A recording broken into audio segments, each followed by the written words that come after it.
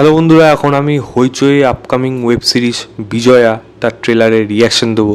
এই সিরিজটা বানাচ্ছে হলো সায়ন্তন ঘোষাল এবং লিড চরিত্রে আছে হলো স্বস্তিকা মুখার্জি। তো চলুন আগে ট্রেলারটা দেখে নিই কীরকম করেছে, তারপর এটা নিয়ে কথা বলছি।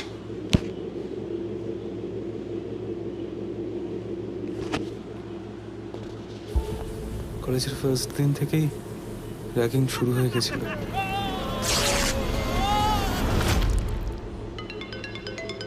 হ্যালো, আপনি কি নীলাঞ্জন বসুর মা বলছেন?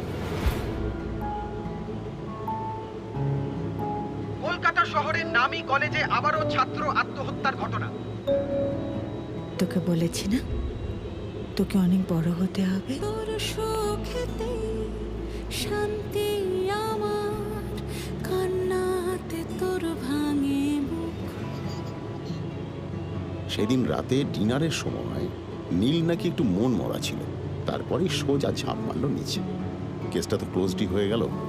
ঠিক আছে, আসুন। নীলের ব্যাপারটা এত সহজে সেরে ফেলা যাবে না। আমার ছেলে আত্মহত্যার চেষ্টা করবে না। আদর সাজাই, চোখে হারাই এত বছর ধরে তো আমরা দুজন ছিলাম, হাসি, তুই আমি তুই।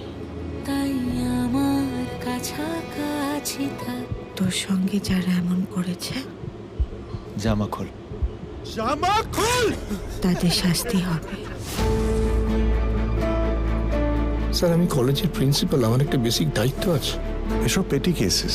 এই যে ব্রুনোকে দেখছেন, ওর মতো অনেক পোষা আমার কাছে আছে। নীলাঞ্জন কি কোনো নেশা করত?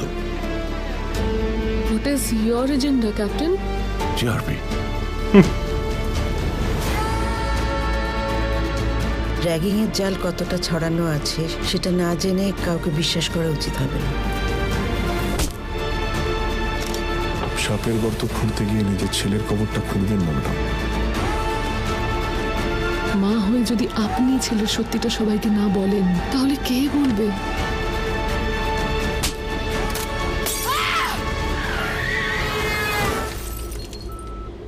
আপনি যত বড়ই অপরাধী হন না কেন, আর আপনার যতই ক্ষমতা থাকুক না কেন, একজন মায়ের ক্ষমতার সামনে সব সময় কম পড়বে।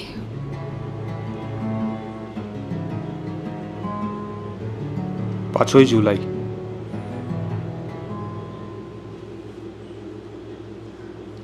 তো ট্রেলারটা আমি দেখলাম, ট্রেলারটা থেকে যেই আওয়াজটা পাওয়া গেলো গল্পের ব্যাপারে, যেইটা এই মুহূর্তে যদি আমি এই ট্রেলারটা দেখে কোনো একটা খবর বা কোনো একটা কথা যদি মনে পড়ে, সেটা হলো গত বছর সম্ভবত আগস্ট মাসেই যাদবপুর ইউনিভার্সিটি হস্টেল। ওই ঘটনাটা সত্যি সবাইকে হর্ন করা, এবং যারা এই হস্টেল লাইফ কাটিয়েছে তারা অ্যাটলিস্ট জানে। এবং বিশেষ করে আমি কোনো পার্টিকুলার কাউকে টার্গেট করে কোনো গ্রুপ বা কোনো স্ট্রিমকে আমি টার্গেট করবো না। বিশেষ করে যারা এর ইঞ্জিনিয়ারিং এবং ডাক্তারের থেকেও বেশি ইঞ্জিনিয়ারিং যারা এইগুলো ফেস করেছে, তারা অ্যাটলিস্ট জানে যে কী লেভেলে বা কতটা নিম্ন, মানে এত চিন্তাভাবনা এতটা নিচে, সেখানে গেলে কী ধরনের তাদের দিয়ে র্যাগিং করানো হয়। তো যাই হোক, আমি কথাটা কেন বললাম, কারণ গল্পটার মধ্যেও কিন্তু সেরকমই একটা ঘটনা উঠে আসছে। একটা নামকরা কলেজের হস্টেল থেকে একটা ছেলে সুইসাইড করার চেষ্টা করছে, এবং তার পেছনে প্রধান কারণ ছিল নাকি র্যাগিং।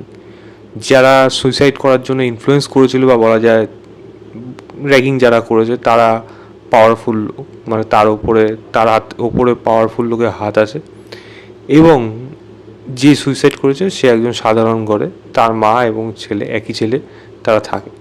এই মা কি এবার পারবে নিজের ছেলের জন্য জাস্টিস আনতে? কারণ জাস্টিস আনা এবং এত বড় মাথার সাথে লড়াই করাটা খুব একটা কিন্তু সহজ না। তো দেখা যাক কনসেপ্ট ওয়াইজ একটা মায়ের লড়াই, সেই দিক থেকে একটা সেন্টিমেন্ট কিন্তু কাজ করবে এই গল্পটার মধ্যে। সেখান থেকে আশা করি সেই ভরসাটা আসছে, এবং স্বস্তিকা মুখার্জির পারফরমেন্স এত ভালো লাগছে যে কাজটার প্রতি একটা ভালো লাগা বা বলা যায় একটা বিশ্বাস জন্মে গেছে। এবার গল্পটাকে কীরমভাবে দেখায়, গল্পের চিত্রনাট্য কীরমভাবে সাজানো হয়, কতটা থ্রিলিং হয়, কতটা চ্যালেঞ্জিং হয়, এই মায়ের লড়াইটা কতটা হার্ডেলসে ফেস করে, সেটা যদি ভালোভাবে অডিয়েন্সকে উঠতে পারে বা সেরকমভাবে যদি কনভিন্স করাতে পারে অডিয়েন্সকে, যে বিশ্বাস করাতে পারে যে হ্যাঁ এই লড়াইটা সার্থক হয়েছে, তখন গিয়ে কিন্তু এই কাজটার গুণগত মান অবশ্যই লোকে প্রশংসা করবে। তো আমার অপেক্ষা থাকলাম, 5ই জুলাই এই কাজটা আসছে, আমি লিঙ্কটা ডিসক্রিপশনে দিয়ে রাখবো ট্রেলারে, আপনারা অবশ্যই চেক করবেন, চেক করে জানাবেন আপনাদের কেমন লাগলো। আমার কিন্তু ভালো লেগেছে। তো এই ছিল আমার ওভারঅল ট্রেলার রিয়াকশন বিজয়ার। ভিডিওটা ভালো লাগে লাইক শেয়ার এবং চ্যানেলটাকে সাবস্ক্রাইব করে দেবেন। বাই।